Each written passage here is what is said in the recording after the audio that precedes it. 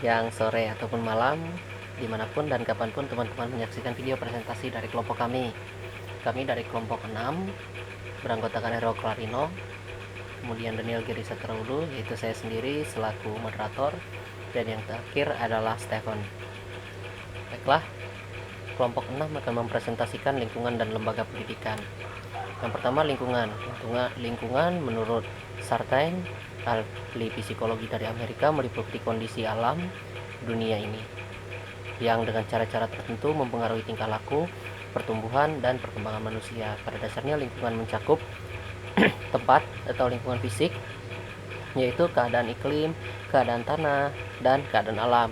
Kemudian ada kebudayaan, yaitu lingkungan budaya, mencakup bahasa, seni, ekonomi, pandangan hidup, agama, ilmu pengetahuan. Dan yang ketiga adalah kelompok hidup bersama, yaitu lingkungan masyarakat, mencakup keluarga, kelompok bermain, desa, dan perkumpulan.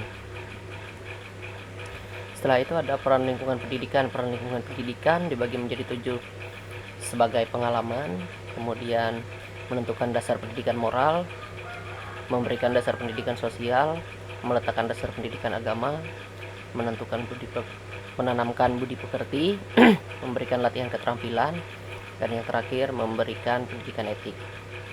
Kemudian ada lembaga pendidikan. Lembaga pendidikan adalah wadah atau tempat berlangsungnya pendidikan di mana pendidikan tersebut dilaksanakan. Lembaga pendidikan terbagi menjadi 3, yaitu lembaga pendidikan keluarga, lembaga pendidikan sekolah, dan yang terakhir lembaga pendidikan masyarakat. Lembaga pendidikan keluarga. Fungsi lembaga pendidikan keluarga: 1. Pengalaman pertama masa kanak-kanak. 2. Membentuk kehidupan emosional anak. 3. Menanamkan dasar pendidikan moral. 4.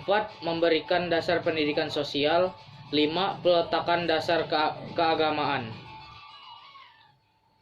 Lembaga pendidikan sosial. Karakteristik proses pendidikan yang berlangsung di lembaga pendidikan sekolah. 1.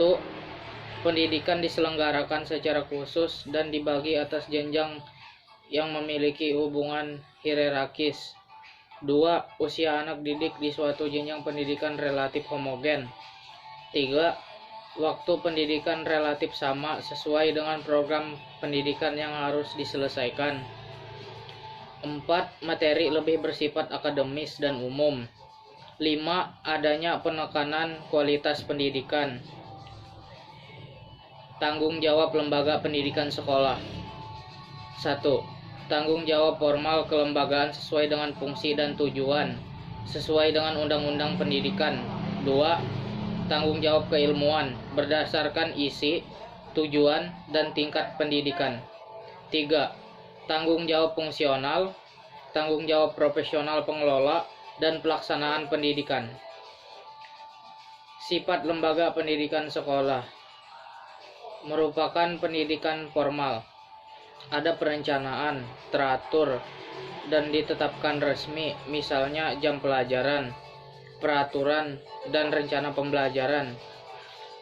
Merupakan lembaga pendidikan tidak bersifat kodratik, didirikan tidak atas dasar hubungan darah antara guru dan murid, namun bersifat kedinasan.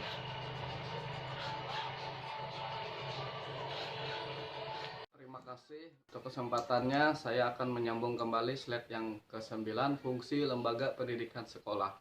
Fungsi sekolah berdasarkan kurikulum adalah sebagai wadah anak didik bergaul antara sesama anak didik, antara guru dengan anak didik, dan antara anak didik dengan orang yang bukan guru atau karyawan. Sebagai wadah anak didik belajar mentaati peraturan-peraturan sekolah, mempersiapkan anak didik untuk menjadi anggota masyarakat yang berguna bagi agama, bangsa, dan negara.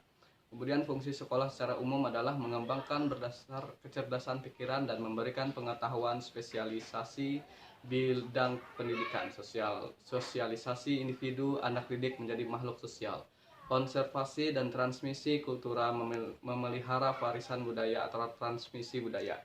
Transisi dari rumah ke masyarakat, anak belajar bertanggung jawab sebagai persiapan sebelum ke masyarakat.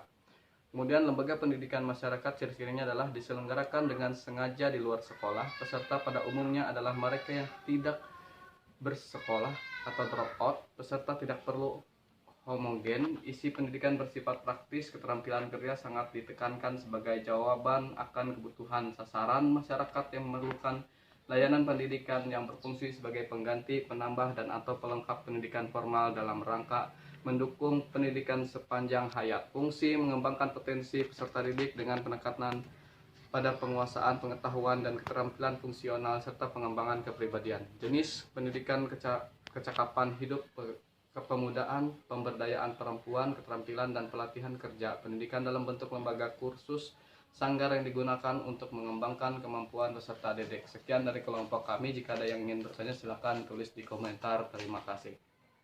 Terima kasih telah menyaksikan video presentasi dari kelompok 6.